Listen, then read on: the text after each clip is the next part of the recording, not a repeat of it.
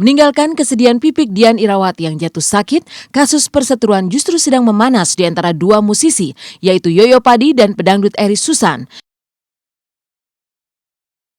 Perseteruan ini berawal dari perebutan sebuah lagu di mana kedua pihak sama-sama mengklaim telah mengantongi izin pembelian dari si pencipta lagu.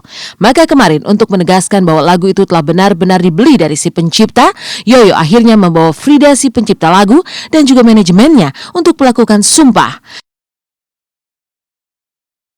Yang pertama melakukan sumpah adalah Ahmad, manajer Frida. Suasana pun langsung hening. Dan setelah Ahmad, suasana tiba-tiba langsung berubah menjadi menegangkan ketika Frida si pencipta lagu mengucapkan sumpahnya di atas kitab suci dan tiba-tiba langsung pingsan tak sadarkan diri. Seperti apa suasana menegangkan itu? Bismillahirrahmanirrahim. Bismillahirrahmanirrahim. Asyhadu an la ilaha illallah. Asyhadu an la ilaha illallah. Wa asyhadu anna Muhammadar Rasulullah. Wa asyhadu anna Muhammadar Rasulullah. Saya sanggup menerima konsekuensi apapun yang akan saya terima dari Allah Subhanahu wa taala. Apapun yang kemudian hari sumpah saya ini ternyata terbukti tidak benar. Ini Allah. Ini Allah. Ya siap. Saya siap Menyatakan sumpah sesuai dengan apa yang saya lakukan. Bismillahirrahmanirrahim. Pada hari ini, Senin tanggal 24 Juni 2013, saya Fadina Bulai, pekerjaan pengajar dan vokalis Pemuda Band. Nomor 12, Kebayoran Baru, Jakarta Selatan. Tidak.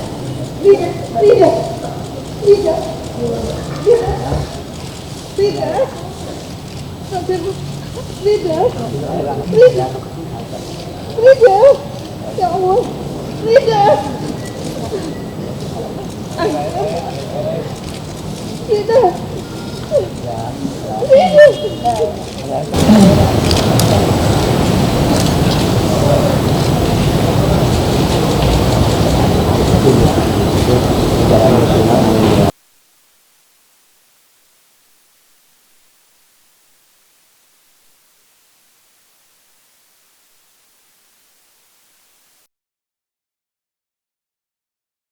Bersumpah sampai jatuh pingsan tampaknya membuat pihak Eris Susan seperti di atas angin. Seolah dengan nada sinis, Eris Susan pun menanggapi peristiwa pingsannya Frida.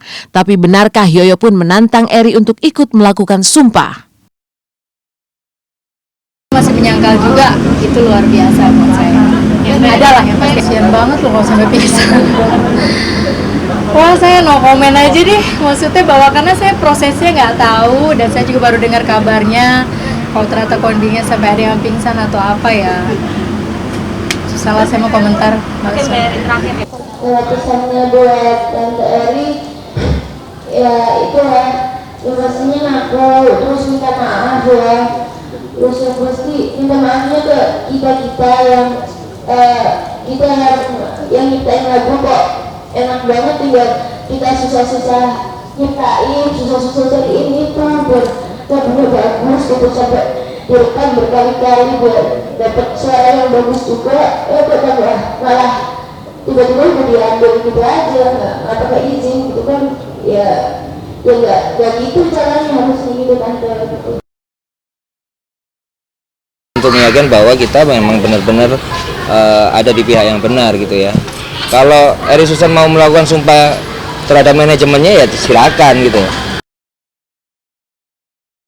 Perseteruan makin memanas dan runyam, padahal sebelumnya banyak upaya mediasi telah dilakukan. Dan ironisnya saat kedua pihak bertemu untuk mediasi akhir Mei lalu, yang terjadi justru aksi saling menggebrak meja dan saling tuding. Maka inilah suasana mediasi beberapa waktu lalu yang diwarnai aksi saling gebrak meja dan lempar emosi. Saya seorang ibu harus bela anak saya. Siapa yang belain anak saya kalau bukan saya? Saya tanya sekarang, siapa yang belain?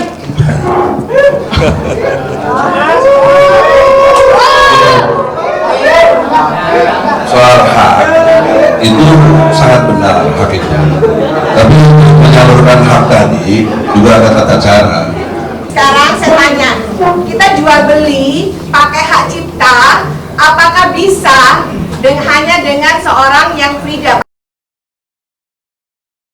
Itu Anda tanyakan lagi sama adik Anda, karena memang saya infonya hanya dari Saya dia. nggak mau tanya, karena saya tahu dia nggak mungkin jual. Intinya bahwa saya mengakui, saya tidak pernah mengakui bahwa itu lagu saya mengaku bahwa itu lagunya Frida.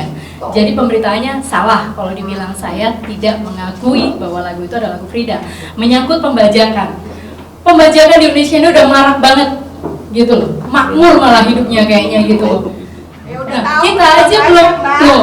Udah Gini tahu ibu nama cantik, ibu cantik, sabar ya ibu. Ya, saya bicara baik-baik. Ya. Saya tidak pernah membuat pencitraan atas diri saya, ibu. Saya tidak perlu membuat pencitraan atas diri saya karena saya sudah artis. Saya sudah berapa belas tahun gitu loh. Begitu loh. Jadi begini. Kalau dibilang pembajak, saya ini bukan pembajak, saya ini seniman loh. Jadi kalau pembajakan itu begitu marak, ya tanya sama pembajaknya, bukan kami yang membajak. Anda saya ingatkan ya, Anda bagus, tapi Anda tidak ber. Udah, jangan marah.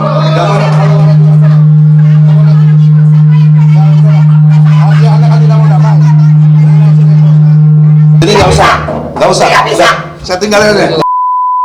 Tidak berhak. Kamu yang tidak berhak. Tinggalin, nggak perlu. Tinggalin cepat. Siapa yang belain anak saya? Kamu yang tidak berhak.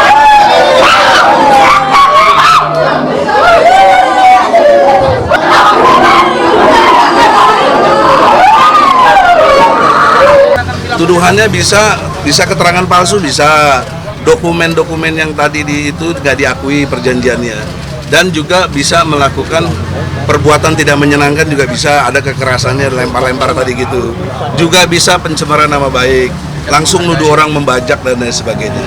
Nah jadi hal-hal gitu pasalnya bisa banyak, dan dia nantang juga lagi tadi, ya itu yang nggak benar. Jadi secara ilmu hukum saya sebagai lawyer merasa dihinakan juga gitu. Menurut saya agak aneh gitu, aneh dalam arti bermediasi tapi masih minta pengakuan bahwa kita salah gitu, sementara kita punya bukti. Nah ketika bukti itu kita beberkan, mereka nggak mau terima gitu. Lalu siapa sebenarnya yang benar dan siapa yang tengah berbohong dalam kasus perebutan lagu ini? Benarkah pihak Eri Susan telah berbohong dan dituding hanya ingin mencari sensasi? Tak jelas siapa yang benar dan siapa yang tengah berbohong. Namun Yoyo yang mengklaim dapat izin resmi dari si pencipta lagu tampaknya tidak lagi main-main. Setelah melakukan sumpah kemarin, Yoyo siap membawa kasus ini ke meja pengadilan. Setelah kalau yang lain berpikiran bahwa saya cari sensasi atau apapun itu, yang pasti saya bukan tipikal orang yang seperti itu. Saya bertahan karena karya yang saya buat itu aja. Dari pihak lawyer kan sudah memberitahu bahwa dalam minggu ini kita akan melakukan action ke pengadilan negeri ya. Itu kalau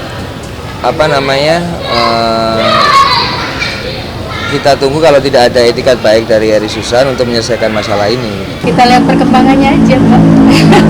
Kita lihat perkembangannya aja. Tadi kan katanya secara keluarga. Saya lagi menunggu mereka telepon. Kalau perlu telepon saya langsung.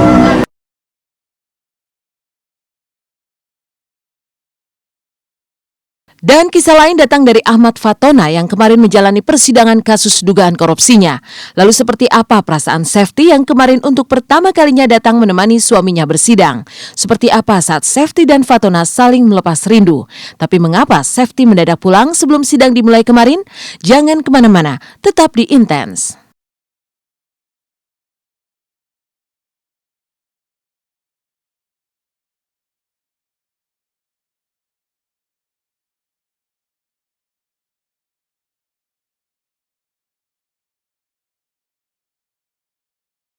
Dari kasus perebutan lagu, kisah lain dibawa oleh Safety Sanustika, istri dari Ahmad Fatona. Kemarin untuk pertama kalinya, Safety hadir di persidangan sang suami. Seperti apakah perasaan Safety saat mendampingi sang suami yang akan duduk di kursi persidangan? Benarkah suasana kangen-kangenan pun sempat terjadi di antara Safety dan Fatona sebelum persidangan? Tapi mengapa Safety justru pulang sebelum sidang dimulai?